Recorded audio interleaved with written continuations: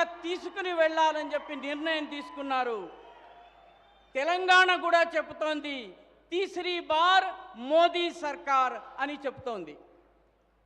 आप इतना बढ़िया ट्रांसलेशन करते हैं, अगर 10 दिन आप मेरे साथ रहे तो मुझे तेलुगु आ जाएगा.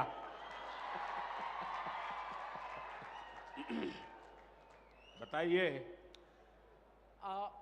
ఈ అనువాదము చాలా బాగుంది. వారితో పాటు 10 రోజులు ఉండే సౌభాగ్యం నాకు లభిస్తే వారికి తెలుగు వస్తుంది, నా జీవితం ధన్యమవుతుంది.